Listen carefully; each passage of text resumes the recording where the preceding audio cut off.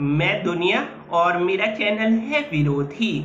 तो तालिबान ने काबुल पे फतेह हासिल कर लिया और इसके पीछे क्या अमेरिका क्यों वहां से हटा और अशरफ गनी जो भाग रहा है इधर उधर, कभी तजाकिस्तान, ओमान, पता नहीं कहाँ कहाँ भाग रहा है, सारी दुनिया भाग रहा है। तो आखिर इससे अमेरिका को क्या फायदा हुआ, इजराइल को क्या फायदा हुआ और चाइना को क्या फायदा हुआ, और आने वाले टाइम में जो इवेंट होंगे सारी दुनिया में घटनाएं घटेंगी उसका क्या असर होगा और इंडिया इसमें क्या स्टैंड करता है। क्योंकि मैं वैसे मैंने बता रखा है मैं कंट्री वंट्री वाई क्योंकि दुनिया में लड़ने वाले अलग अलग किस्म के लोग होते हैं। कोई देश के लिए लड़ता है, कोई धर्म के लिए लड़ता है, लेकिन मरने के बाद तो सबको शहादत मिलती है, तो उसके बाद किसी को नहीं पता वो कहाँ पे जाता है, स्वर्ग जाता है, नरक जाता है, तो मेडल मिल जाता है।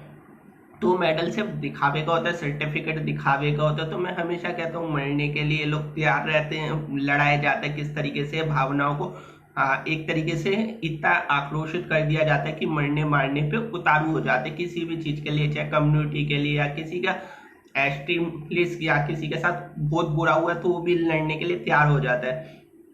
तो जो तालिबान है वो काफी पिछले 20 सालों से अमेरिका के वहां पे ट्रिलियन डॉलर्स में खर्च किया है अफगानिस्तान में। वहाँ की जो हुकूमत है, इंडिया ने भी वहाँ पे काफी इन्वेस्टमेंट किया था भारी भरकम, क्योंकि वहाँ पे काफी जितनी भी वहाँ का जो पार्लियामेंट था, जो मैं बताता भी रहता था कि वहां पे काबुल में फतह हो जाएगी 2 साल पहले मैं बता रहा था, तब शायद किसी को विश्वास भी नहीं होता था। ट्रम्प की सरकार थी, ट्रम्प अब कह भी रहा है कि डू यू मिस मी, मेरे को सब मिस कर रहे हैं। बाइडेन क्योंकि बिल्कुल फेल हो चुका है, बाइडेन से रिजाइन मांग रहे हैं। डोनाल्ड ट्रम्प ऑफिशियली ट्विटर पे नहीं है, लेकिन जो उसकी स्पोक पर्सन है उसने ट्विटर पे अनाउंस करा है डोनाल्ड ट्रम्प के बिहाफ पे कि क्या कमला हैरिस और जो जॉय बाइडन यूएस के इस समय प्रेसिडेंट है, क्या उन्हें रिजाइन कर देना चाहिए। क्योंकि ऐसी काफी अटकलें लगाई जा चुकी है कि जॉय बाइडन अनफिट है, वो कुछ भी नहीं कर रहा अमेरिका के लिए, वो क्योंकि बोलता भी नहीं है। क्योंकि डोनाल्ड ट्रम्प जब तक थे वो ट्विटर पे काफी एक्टिव रहते थे, हर दिन 15 से 20 ट्वीट करते थे, और उनकी जो विजनरी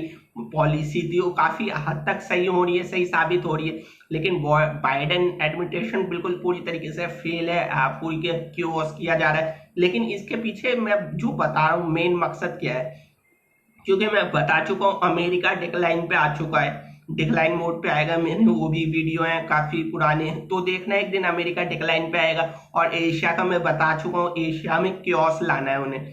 तो एशिया में क्योस कैसे आएगा, तो क्योस लाने के लिए उन्हें क्या करना है, क्योंकि और एक मैं बताता रहता हूँ थर्ड आलमी जंग, जिसको थर्ड वर्ल्ड वार कहते हैं, तो आखिर कैसे होगी। जो अल्बर्ट पाइक की जो फ्यूचर की जो फ्रीमेशन थे उन्होंने भविष्यवाणियां करी थी एक तरीके से, और इवेंट इस तरीके से बनाए जाते हैं जैसे 15 अगस्त का दिन चुना गया। 15 अगस्त वैसे भी काफी 3-4 कंट्रियों के लिए काफी अहम हो जाता है, क्योंकि उस दिन कहते हैं इंडिपेंडेंट मिली, पता नहीं मिली नहीं मिली मेरे को नहीं पता इसमें मैं डिबेट भी नहीं करूंगा। लेकिन वो ऐसे इवेंट को चुनते हैं, ऐसी सारी दुनिया में इवेंट बनाए जाते हैं। तो आखिर तालिबान अफगानिस्तान पे हुकूमत कर रही है, जो पश्तून जो अभी वहां पे दिखा रहे काबुल एयरपोर्ट पे वहां पे कितना वो हो रहा है। लेकिन जो तालिबान इस समय आया ये थोड़ा अलग है पुराने तालिबान से, जो मैं बताता हूँ। इसने ज्यादा हिंसा नहीं करी, इसने जो वहाँ की ख्वातीन है, जो वहाँ की जो लड़कियां हैं, वहाँ को ये कह रहा है स्कूल में जाओ, लेकिन वो जो इस्लामिक ड्रेस है उसके भी उसके उसमें जाओ। और जो उन्होंने नाम नया रखा है अमीरात ऑफ इस्लामिक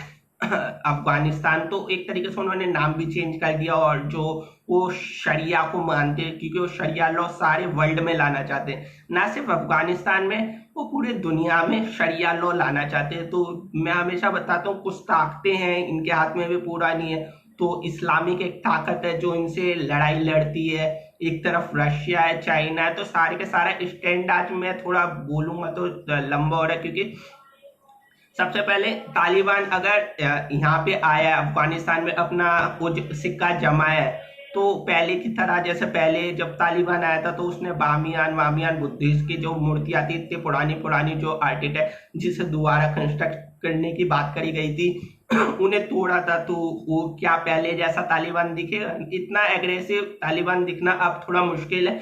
क्योंकि और जो पाकिस्तान में तालिबान है उसकी क्या होगी, क्योंकि वो उसे कहते हो ख्वाजीन, वो एक तरीके से कहते हो सीआईए द्वारा बनाया गया है, रॉ द्वारा बनाया गया। तो ये पाकिस्तान का एक अपना एनालिसिस है कि वहाँ का जो तालिबान है, तहरीक तालिबान, वो गद्दार है। जो अफगानिस्तान का तालिबान है वो ओरिजिनल है, वो इस्लाम की हुकूमत पे चलता है। वह एक तरीके से लश्कर, सभी लश्करों से लड़के आया और अमेरिका को फतेह किया। उस पर कुछ भी नहीं था लड़ने के लिए। उसके देखा जाए तो उसके पास कुछ अमेरिका एक अत्याधुनिक हथियार वथियार, इतना सब कुछ, इन्वेस्टमेंट, और उसने अमेरिका को चिट कर दिया, नेटो को चिट कर दिया, यूरोपियन यूनियन को चिट कर दिया। और इंडिया की जो वो था, जो इंडिया का एक वो पकड़ा भी गया था कि इंडिया अशरफ गनी की मदद कर रहा था उसके लिए। तो क्या डील होगा, क्योंकि इस समय जो सारी दुनिया में एक वो आ रहा है कि तालिबान, क्योंकि ट्विटर, फेसबुक और हर जगह सोशल मीडिया या मीडिया के जरिए कि तालिबान को काफी एग्रेसिव दिखाया जा रहा है। और इसमें इस्लामिक जो लोग हैं, जितने मुसलमान है सारी दुनिया में, 2 बिलियन से ज्यादा पॉपुलेशन, तो उन लोगों को अंदर ही अंदर ये सुन के काफी प्रसन्नता होंगे, काफी हैप्पी होंगे, क्योंकि उनका मानना है कि सारी दुनिया में इस्लामिक लॉ आना चाहिए, शरिया लॉ आना चाहिए। लेकिन इससे बीच में दुनिया में 8 अरब की आबादी है, तो 6 अरब लोग ऐसे भी हैं जो कभी नहीं चाहेंगे कि ये ऐसा हो सारी दुनिया में, क्योंकि ये 8 बिलियन की पॉपुलेशन एस्टिमेट की जाए तो नॉन मुस्लिम यानी काफिर, यानी 6 बिलियन लोग काफिर है। तो जो मैं बताता हूँ फंडामेंटलिस्ट की लड़ाई, और जो इनकी लड़ाई इस्लाम की और सारी दुनिया में नॉन मुस्लिम की लड़ाई, तो ये किस तरीके से इवेंटों को चालू करा जाएगा, क्योंकि आज नहीं होगी। ये जो मेरे अल्फाज है ये आप देखना 4 साल बाद या 2 साल बाद, 5 साल बाद आपको देखने को मिलेंगे। अभी से कोई इस पे बात भी नहीं करेगा। जैसे मैं पहले से बता रहा था, ये तो तब होता है जब ये तब न्यूज में आती है जब सब कुछ हो जाता है ना, तो फिर ये चर्चा करते हैं ऐसा हुआ क्यों। जब अभी इंडिया में भी घुटनों तक पानी है, जब मुंह तक पानी आएगा तो तब चर्चा करेंगे, तब आपको समझ में नहीं आएगा कि हमारे जो लीडर है, जिनके अंधभक्त बने हुए हैं, या आखिर आपको कितना वो कर रहे। अशरफ गनी का लेटेस्ट बयान है कि मैं अफगानिस्तान में रहता तो काफी लोग मारे जाते, मासूम मारे जाते, इनोसेंट मारे जाते, इसलिए मैं भाग गया। और उसके जो पुराने बयान है वो देखोगे कि मैं कभी अफगानिस्तान छोड़ के नहीं जाऊंगा, मैं लड़ूंगा मरूंगा। तो एक तरीके से यही इंडिया के लीडर करेंगे, क्योंकि जिन्हें हमने चुना वो सारे के सारे गद्दार हैं। तो एक तरीके से सारी दुनिया में इस समय एक हुकूमत बनाई जा रही है कि इस तरीके से दिखाया जाएगा कि इस्लाम कितना इनोसेंट लोगों को मारता है, कितना वो है। और इनके जो अभी रेफ्यूजी क्राइसिस बनाएंगे, इमिग्रेंट क्राइसिस बनाएंगे, क्योंकि वहां से कुछ लोग भागेंगे फिर, लेकिन जब भागेंगे तो उन्हीं के जो 5-10 साल बाद जो बच्चे हैं, जैसे इराक सीरिया में हुआ था, फिर उसके बाद यूरोपियन यूनियन में आके बसे जॉर्ज सोर्स का फाउंडेशन इसमें काफी हेल्प करेगा इन लोगों की, और भी फाउंडेशन है, तो ऐसे लोगों की मदद करेगा। और फिर बाद में वो भी इस्लाम की हुकूमत लाने की बात करेंगे। तो ये आज का नहीं है, काफी दूर का विजनरी सोचते हैं, काफी इवेंट कराए जाते हैं, क्योंकि उन्होंने काराबाग को जीता, काबुल फतेह करी, उनका मिशन है कश्मीर भी, तो कश्मीर को भी वो फतह करना चाहते हैं। तो वो इस्लामिक हुक्मरान है। इंडिया में भी 30 करोड़ से ज्यादा मुस्लिम रहते हैं, जो कहीं ना कहीं चाहते हैं कि इस्लाम जो अगर हिंद पे कब्जा हो गया तो उनका मानना है कि सारी दुनिया पे कब्जा हो सकता है हिंद के द्वारा। तो उनका वही है। अभी उनकी चाइना एक तरीके से डील कर रहा है, लेकिन चाइना में भी धीरे धीरे एक दिन उनकी मदद करना छोड़ देगा, क्योंकि चाइना में एक तरीके से चाइनीज लोग, जो चाइनीज पीपल है, उन पे अटैक होंगे कुछ सालों बाद, आप देखना। तो चाइना को कहीं ना कहीं डिसाइड करना पड़ेगा, उसे भी उसके ग्रुप में आना पड़ेगा। अमेरिका जो कहता है कि मेरा तो कोई ना परमानेंट दोस्त है ना कोई दुश्मन है, तो अमेरिका जैसी कंट्री जिसका कोई आज तक परमानेंट दोस्त ही नहीं है ना दुश्मन है, तो वह जो अमेरिका, वह तो चाइना के साथ वो देखना आपस में कोलैप्स करेंगे। और जो रशिया में भी कुछ एरिया ऐसे जैसे चेचन्या हो गया, टटारिस्तान हो गया, वहाँ वो मुस्लिम है, वो अलग देश की मांग करते रहते हैं। जैसे कोसोवो नाम की कंट्री है, सर्बिया से अलग होके देश की मांग करी, 2 गोल्ड भी लाया, ओलंपिक में काफी अच्छा किया। तो इस तरीके से काफी सारे देश हैं जो इन चीजों पे इस्लामिक हुकूमरात लाना चाहते हैं। तो अगर इस्लाम की पूरी दुनिया में फतेह हो गई, तो जो अभी जो इजराइल, जो मैं कहता हूँ आगे बढ़ेगा और चाइना राइज करेगा, इन दोनों का आपस में मुस्तबिल लड़ाइयां होनी है, क्योंकि चाइना एक तरफ है, इजराइल एक तरफ है। लेकिन इन दोनों का भी मैं कनेक्शन बता रहा हूँ, क्योंकि उनका मानना है इस्लामिक का कि चाइना भी फ्यूचर में इस्लामिक कंट्री हो जाएगा। लेकिन ऐसा होना थोड़ा अभी पॉसिबिलिटी दिखती नहीं है, लेकिन इंडिया तो होने के पूरे चांसेस हैं इंडिया को अगले 15 या 20 साल में, पूरा का पूरा इस्लामिक में कन्वर्ट होने का, क्योंकि शरिया लॉ पूरी दुनिया में इम्प्लीमेंट करना चाहते हैं। और जो मैं बताता रहता हूँ क्वांटम, ये सब RFID, ये सब तो उनका एक अलग एजेंडा है, क्योंकि बीच में सबके कॉन्सेप्ट चल रहे हैं। लेकिन हुकूमत चाहे किसी की भी है, जैसे पुतिन है, पुतिन अपने देश का कुछ भी हो, लेकिन उसके देश में भी गरीबी है। नॉर्थ कोरिया में, ये सारे के सारे दुनिया में हुकूमत करना चाहते हैं। कोई किसी का होता नहीं, गरीबी हर जगह, चाहे किसी की भी हुकूमत ले आओ, चाहे ट्रम्प को चुन के ले आओ, चाहे बाइडेन ले आओ, चाहे मोदी ले आओ, चाहे इमरान खान ले आओ, चाहे तालिबान ले आओ, उस देश में पुअर्टी रहेगी। कोई लोगों की भलाई नहीं चाहता, बस सब चाहते हैं कि मेरी हुकूमत रहे, मैं लूटू खसूटू।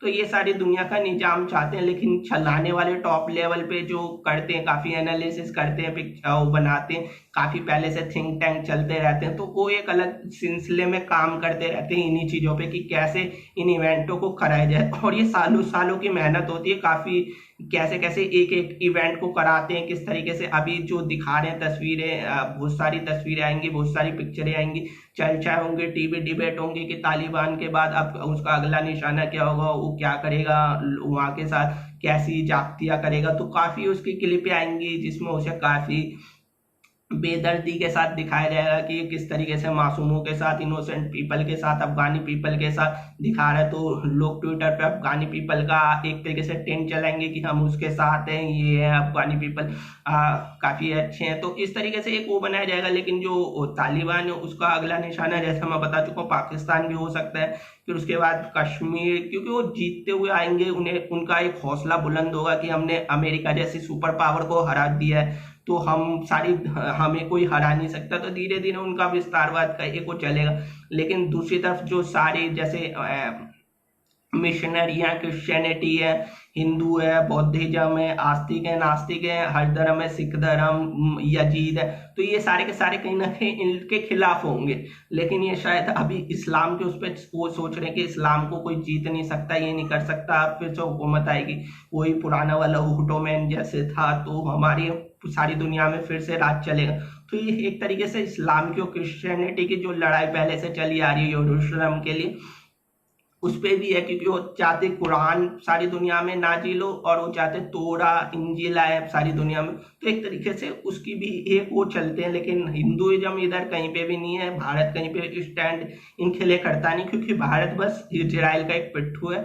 और जो भारत का हाल होगा भविष्य में, इनके भी नेता ऐसे ही भागेंगे जो अभी आपको दिखाते हैं, और ये भी कहेंगे कि अगर हम इंडिया में रहते तो कत्लेआम हो जाता, ये हो जाता। लेकिन इन्होंने इतना पैसा भर रखा है, क्योंकि जैसे अशरफ गनी वो जाते जाते भी काफी डॉलर अपने साथ ले गया भाग, क्योंकि उसे डॉलर की इतने ट्रिलियन डॉलर्स की मदद हुई थी, वो सारे का सारा पैसा एक तरीके से खा गया। और जो वहां पे जो सेट हो, कभी इस्लाम से लड़ेगा ही नहीं। जैसे बरेलवी अभी कुछ दिनों पहले पाकिस्तान में आए थे, तो वहां की सेना ने एक तरीके से सरेंडर कर दिया था, क्योंकि मोहम्मद साहब की तोहिन के खिलाफ बात कर रहे थे कि फ्रांस के एम्बेसडर को जाना चाहिए। तो वहां की जो पाकिस्तान की आर्मी थी उसने कहा ये तो सही बोल रहे हैं, तो यही इंडिया में होगा, यही सारी दुनिया में होगा। तो इस तरीके से इवेंट बनाए जा रहे हैं। लेकिन ये जो मैं बता रहा हूँ ये 4-5 साल बाद का है, और आप देखना एक एक चीज सही मिलेगी। सारी दुनिया में इस्लाम वाजिब और इसकी लड़ाई कराने के लिए वो पूरा इवेंट तैयार कर रहे हैं। इससे बढ़िया कुछ हो ही नहीं सकता था। सारी दुनिया में इस्लाम वाजिब, नॉन मुस्लिम फंडामेंटलिस्ट और इनकी लड़ाई के, इससे अच्छा आप खुद ही सोचो क्या हो सकता है, कितना वेल प्लान करा है इन लोगों ने। तो ये ऐसे इवेंट होते हैं। और अभी आपको फिलिस्तीन और जगह का भी ऐसे ही दिखाएंगे, इथोपिया में ये हो रहा है, इधर ये हो रहा है। तो बहुत सारी दुनिया में इस तरीके से कंट्रोल किया जा रहा है। तो अभी तक जहां तक तालिबान की बात है, तालिबान ने इतना कत्लो गैरत अभी अफगानिस्तान में किया नहीं है, डील करी है। वहां पे मार्केट अभी भी ओपन है, जैसी चल रही थी वैसी चल रही है एक तरीके से।